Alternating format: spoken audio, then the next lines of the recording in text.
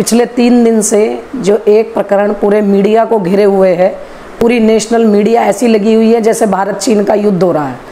श्रीकांत त्यागी जी के सोसाइटी में अपने मोहल्ले की किसी महिला से बहसबाजी हो गई पेड़ लगाने के ऊपर, और उसको पता नहीं क्यों एक राजनीतिक रंग देकर ऐसा बनाया जा रहा है जैसे राष्ट्रीय मुद्दा ये बन गया।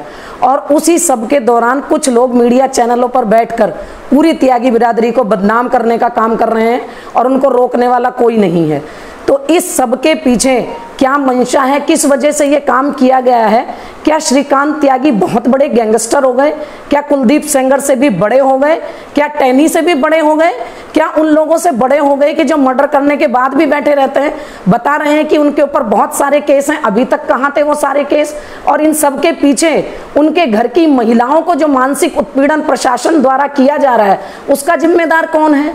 किसी ने बात नहीं की, किसी मानवाधिकार आयोग ने बात नहीं की उस महिला के अधिकारों की, जिस महिला को पुलिस परसों भी उठाकर ले गई, 48 घंटे उसको थाने में बिठाए रखा और उसको आज फिर ले गई। उस महिला के 2 छोटे बच्चे हैं, उनके घर की बिजली कटी हुई है, उन बच्चों को खाना देने जो लोग गए उन लोगों के ऊपर भी मुकदमे दर्ज कर दिए गए। क्या यही अब प्रशासन बन गया है? क्या यही परिपाटी बीजेपी चलाना चाह रही है कि देश के युवाओं को अगर वो समाज सेवा करने के लिए कहीं खड़े हों, चाहे किसी भी बिरादरी के हों, तो उनको किसी ना किसी धारा में मुकदमा लगाकर उनका कैरियर तबाह करने का काम कर रही है?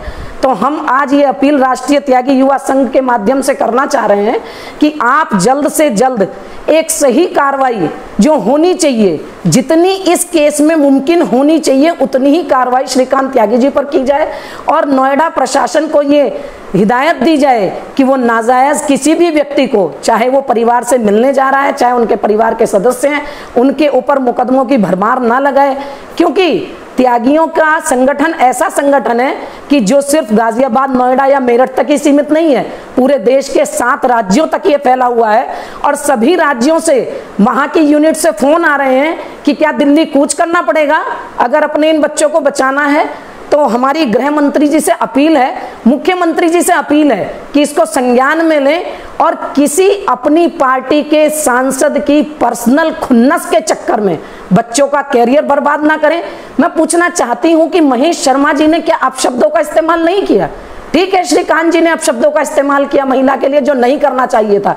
तो किसी महिला के खिलाफ अपशब्द इस्तेमाल करने पर जो कार्रवाई होती है, क्या वो गैंगस्टर एक्ट होता है?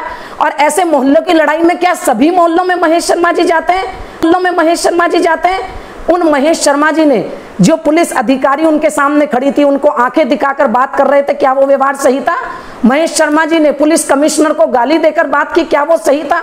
तो जो आपकी पार्टी का कार्यकर्ता है उसके घर पर आपने बुलडोजर भी चलवा दिया, उनके घर को प्रताड़ित भी कर दिया, उनके ऊपर गैंगस्टर एक्ट भी लगा दिया, और जो आप ही की पार्टी से सांसद हैं वो पुलिस कमिश्नर के लिए अपशब्दों का इस्तेमाल कर रहे हैं। उनके लिए आप दोहरा चरित्र क्यों दिखा रहे हैं? और इस बात को भी मत भूलिए कि आप दोबारा सत्ता में आए हैं तो इन त्यागी बिरादरी का बहुत बड़ा योगदान है। इस तरीके से पल्ला झाड़ लेंगे अपने ही कार्यकर्ताओं से तो बदलते देर नहीं लगेगी। तो ध्यान दीजिए इस पर और जल्दी से जल्दी उचित कार्रवाई कीजिए।